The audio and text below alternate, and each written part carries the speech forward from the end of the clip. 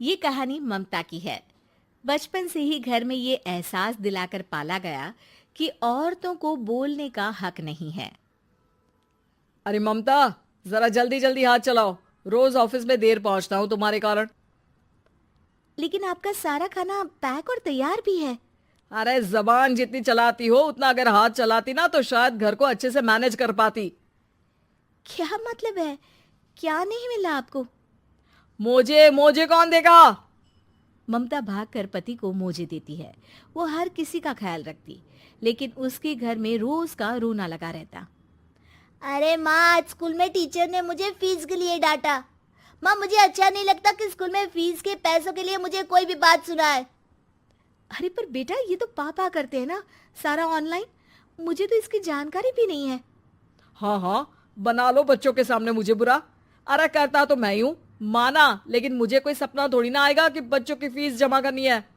अरे बताओगी तो तुम ही ना। ममता की अब ये आदत में शुमार हो चुका था।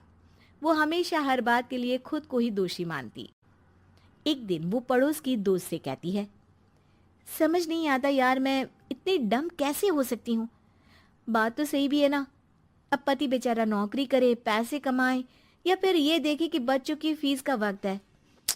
क्या करूँ यार। पता नहीं, मेरे पति तो सारा काम खुद ही करते हैं। वो तो कहते हैं कि तुम थक जाती होगी, सारा दिन घर बाहर बच्चे। तो अच्छा, ऐसे भी पति होते हैं क्या? अरे क्या बात कर रही है? भाई साहब कभी तुझे किसी बात के लिए सुनाते नहीं? किसने कहा नहीं सुनाते? अरे ये पति चीज ही ऐसी होती है कि बिना पत्नी को सुनाए उन्हें चैन की नींद कहाँ आती है। तो तू भी परेशान रहती होगी कि कैसे, क्या, कब भूल गई। अरे वो तो मुझे बस इस बात के लिए ताना देते हैं कि मैं वक्त पर खाना क्यों नहीं खाती या पार्लर जाकर अपनी साज सज्जा क्यों नहीं करवाती। पड़ोसन बोल ही रही होती है कि ममता के बेटे की आवाज आती है। अरे माँ, क्या हो गया? लग नहीं रहा कि आज आप मुझे पानी भी देगी। अरे कब से खाने के लिए वेट कर रहा हूँ।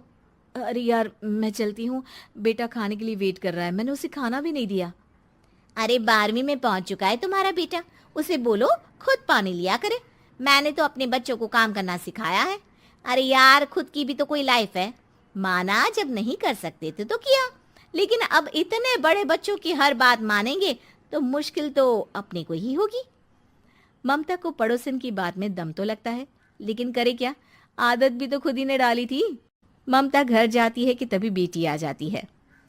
माँ, परसों मुझे एक शादी में जाना है।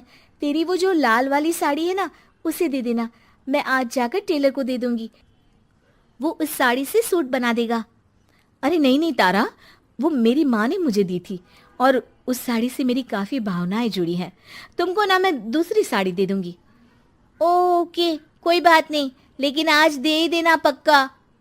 तारा माँ की साड़ी से सूट बनवाकर पार्टी में जाती है, लेकिन जब वो पार्टी से लौटती है, क्या है, मैं तो समझ ही नहीं पा रही हूँ। अरे जब वो साड़ी मांगी थी तो ये छल्ली सी साड़ी क्यों दे दी? मैं ही पागल थी जो इस साड़ी का सूट बनवा लिया मैंने। माँ, जानती भी हो कि कॉलेज में मेरी कितनी हंसी उड़ी। तभी वहां ममता का पति सुनील आ जाता है। अरे गवार औरत, जब बेटी साड़ी मांग रही थी तो दे देती ना। अरे पापा, इनके तो इमोशंस जुड़े थे उस साड़ी से। ममता इतने सब के बाद भी कुछ नहीं बोलती। मेरी बेटी की बेइज्जती हो गई, मैं बिल्कुल बर्दाश्त नहीं कर सकता ये। मैं नहीं चाहता कि मेरी बेटी से कोई भी ज्यादा सुंदर लगे पूरे कॉलेज में। जी, वो पढ़ने में तारा बिल्कुल अच्छी नहीं है, उसकी पढ़ाई पर आप ध्यान दीजिए ना। अच्छा, अब तुम मुझे बताओगी कि मुझे किस पर ध्यान देना और किस पर नहीं। रमेश जैसा ही ये वाक्य पूरा करता है, ममता की बेटी और पति उस पर जोर जोर से हंसते हैं। अरे ठीक है ना, पता ही नहीं चला कि कैसे वक्त इतना बीत गया। अरे कैसे पता चलेगा माँ, हम लोगों के पीछे जो तू बैताल की तरह चिपकी रहती थी, तुझे कैसे वक्त का पता चलता। ममता को पहले सास ससुर, फिर पति और बच्चों की तरफ से इस तरीके की बातें सुनकर उसका मन बहुत दुखी रहता था। एक दिन, सुनो ना, बहुत दिनों से कमर के नीचे बहुत दर्द रहता है। कल मैंने देखा तो एक फोड़ा था। अरे ममता, एक बार अपने पति से बात करो, वो तुम्हारा फोड़ा डॉक्टर को दिखा देंगे। अरे नहीं नहीं, वो तो गुस्सा हो जाएंगे। अरे क्यों गुस्सा हो जाएंगे? तुमको दर्द है? हाँ, लेकिन वो यही बोलेंगे कि ऑफिस जाऊं या फिर तुम्हें लेकर डॉक्टर के पास। तो बेटे से ही बात कर ले। अरे वो तो मैं कर लूं, लेकिन फोड़ा है ऐसी जगह कि उसे बताते मुझे शर्म आएगी। लेकिन कुछ ना कुछ तो करना जरूरी है ना।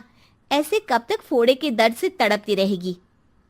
अब तो सोच रही हूँ कि इनसे बात कर ही लूं, वरना दर्द के मारे कहीं मर ना जाऊं। लेकिन शाम को, ममता, क्या किया तुमने आज? खाने के डिब्बे में कैसा खाना दिया था? दाल खराब हो गई थी। कब की थी? दाल तो मैंने सुबह ही बनाई थी, खराब कैसे हो गई? अच्छा सुनिए ना, मुझे कहना है कि अरे गरम दाल बंद करोगी तो ऐसा ही होगा ना। बेइज्जती हो गई सबके सामने मेरी। ऑफिस वालों ने ऐसा मजाक उड़ाया कि क्या बोलूं। कल से ठीक से खाना देना है तो देना, वरना खाना देना बंद कर देना। बाहर खा लूंगा मैं। ममता, जो पति से अपनी परेशानी बताने वाली थी, वो अब ये सोचने लगती है कि कल से पति को खाने में क्या दे। अगले दिन ममता थकी थकी सी हालत में, आप लोगों के लिए नाश्ता बना दिया है, खाना बनाने की हिम्मत नहीं है आज तो। रात भर सोकर थक गई है ना, इसीलिए तो खाना नहीं बना सकती। हिम्मत नहीं हो रही है, मैं बस सोने जा रही हूँ। बस मैडम को सोने का बोल दो, फिर देखो कैसे सोती रहती है। माँ, फिर वही पराठा सब्जी। अरे हमारे साथ के दोस्त एक से बढ़कर एक नाश्ता खाना लेकर आते हैं, आप तो बस। सभी घर से निकल जाते हैं, लेकिन जब शाम को बेटा घर आता है तो घर में अंधेरा रहता है। बेटा लाइट चलाता है। क्या माँ, तुम्हारा भी जवाब नहीं है बिजली का बिल बचाने के लिए? वो बोल ही रहा होता है कि सामने माँ जमीन पर लेटी मिलती है। वो उसके पास जाता है। अरे माँ, क्या हो गया माँ? तभी वहां पड़ोसन आती है। अरे बेटा, तुम्हारी माँ के पैर के पास एक फोड़ा है, जिसके कारण ये लगातार कमजोर होती जा रही थी। मैंने उसे पहले ही कहा था कि घर में बता दो, लेकिन तुम्हारी माँ किसी को तंग करना नहीं चाहती थी। तभी वहां डॉक्टर आ जाता है। अरे इनके ऑर्गन में दिक्कत है, कोई बात है जो इनके मन में खटक रही है। अरे नहीं नहीं, इसके मन में कोई बात नहीं है। कोई काम है नहीं ना इसके पास, सारा दिन बस घर में ही रहती है। देखिए, मैं तो ये नहीं जानता, लेकिन हाँ, इनके मन में हमेशा कोई बात रह जाती होगी, इसीलिए उनकी ये हालत है।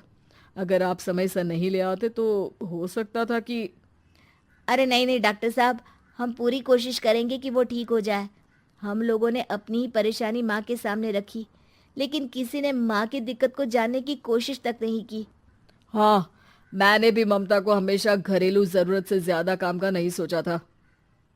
ममता को होश आता है और वो खुद को अपने बेडरूम में देखती है। वो उठने की कोशिश करती है कि माँ, अब आप नहीं उठेंगी। हम लोग है ना, हम लोग आपको पूरी तरह से खुश रखने की कोशिश करेंगे।